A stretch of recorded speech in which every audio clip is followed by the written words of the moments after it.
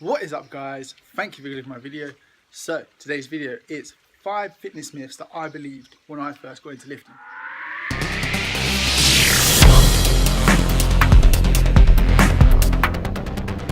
So when I first got into lifting, I thought these myths were truths, and I literally did all of them, and obviously they didn't work, and that's why I'm telling you guys all about it now. So number 1, this one's a big one. I did this one a lot, and that is crunches will get you abs. Come on, how many of us want a ripped six pack?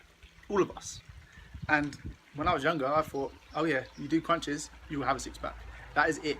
So I used to do like thousands of crunches every single night, thinking, yes, I'm gonna get a six pack, I'm gonna be shredded, I'm gonna look insane. But clearly, that's not how you get abs. So to actually be ripped and see visible abs and look good, firstly, you need to be in a caloric deficit and start losing body fat, because that is what's stopping you seeing your abs, not doing loads of crunches. You need to reduce the body fat on your stomach so you can see your abs. Number 2, you actually have to train your abs, not just with body weight exercises like crunches that aren't really that good. You actually have to add weight and resistance just like you would any other body part. So cable crunches, you can do medicine ball leg raises, you can, stuff like that that actually have a resistance and will actually build muscle in your abs. But crunches aren't the best exercise.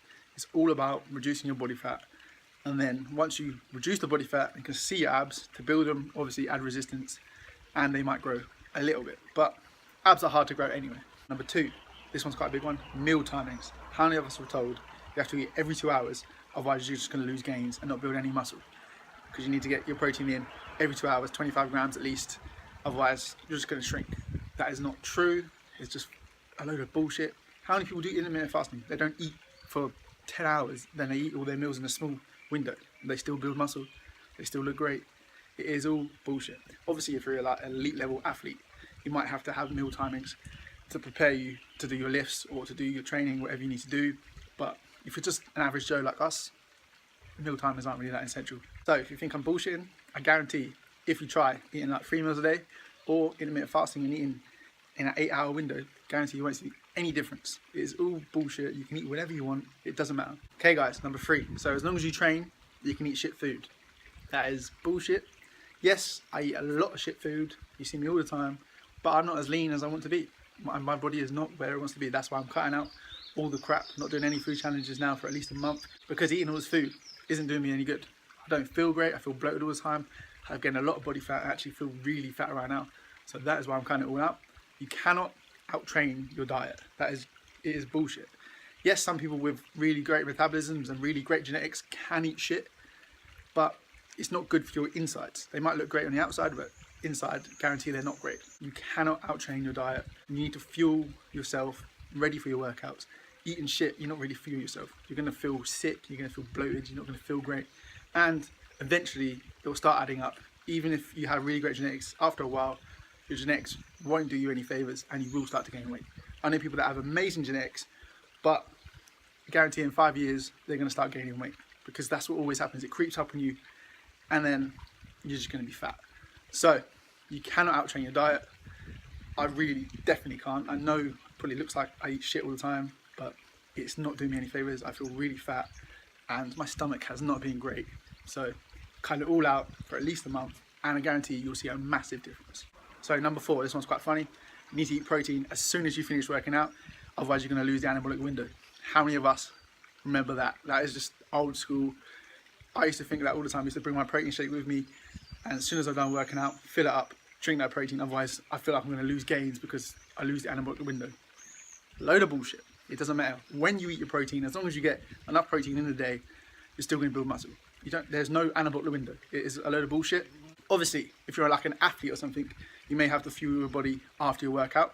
But for us normal people, again, it is just a load of bullshit. There is no anabolic window. You're not going to lose muscle just because an hour went past and you haven't had protein since your workout. You're not going to die. I guarantee it. I never do, and I'm still building muscle. Yes, I might not be massive, but in the past year or so, I've built a lot of muscle and I don't eat after my workout for a few hours sometimes.